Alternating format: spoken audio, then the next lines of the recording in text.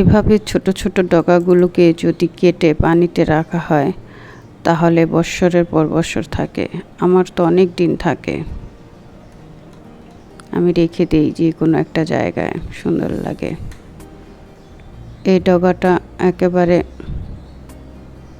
মরেই গেছে বলা যায়।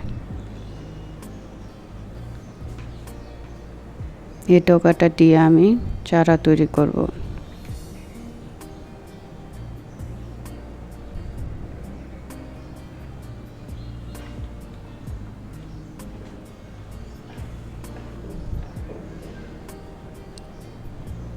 এভাবে কেটে যদি 2 মাস পানিতে রেখে দেওয়া যায় অনেক চারা হবে।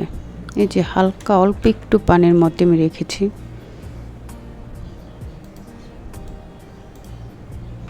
এই যে চারা তৈরি হয়ে গেছে। ছোট ছোট ডগা থেকে ছোট ছোট গাছ হয়েছে।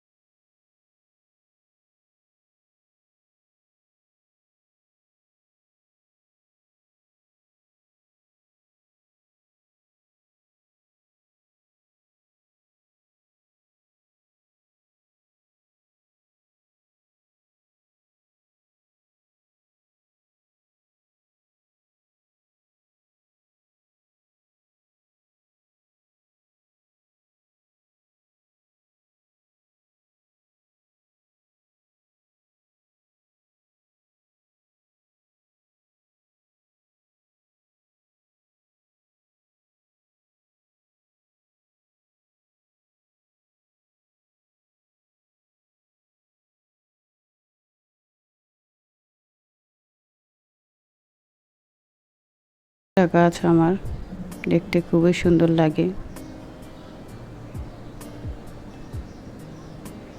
এই গাছটা বেশি গ্রোথ হয়েছে।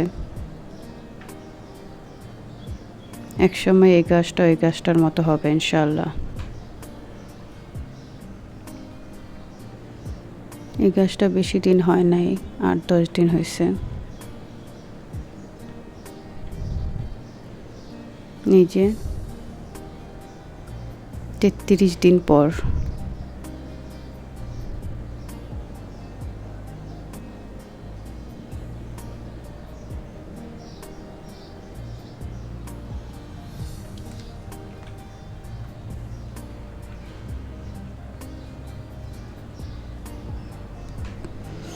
যে মাশাআল্লাহ আমার গাছটা কি চকচক করছে। আমি হালকা রোদের মধ্যে রেখেছি কারণ ছোট গাছ, বেশি রৌদ্র রাখলে সহ্য করতে পারবে না। মৃদু মৃদু রোদ।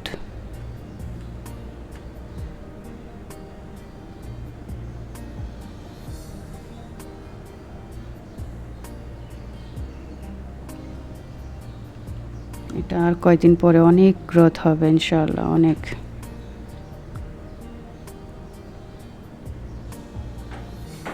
আর এই গাছগুলো জঙ্গলের মতো হয়ে আছে। আর একটা গাছের গোড়ার মধ্যে কাটবো এখন।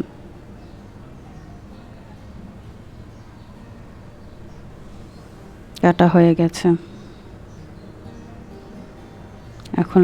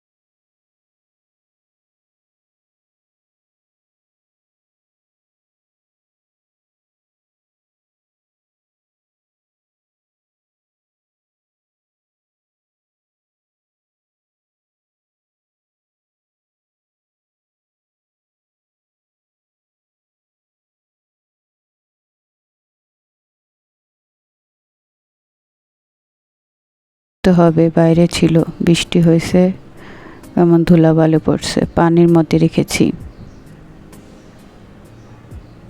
এই গাছটাও খুব সুন্দর লাগে দেখতে, পাতাগুলো মুছলে পানি।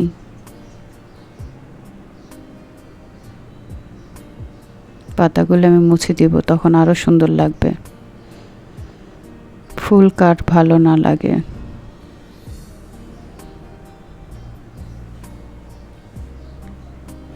আমার সবচেয়ে প্রিয় কালার।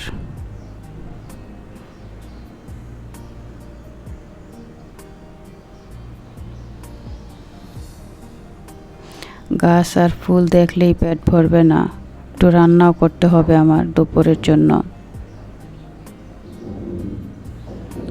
চিংড়ি মাছ, লাউ শাক দিয়ে রান্না করব, রুই মাছ, চিংড়ি দিয়ে পালং শাক রান্না করব। পালং শাক,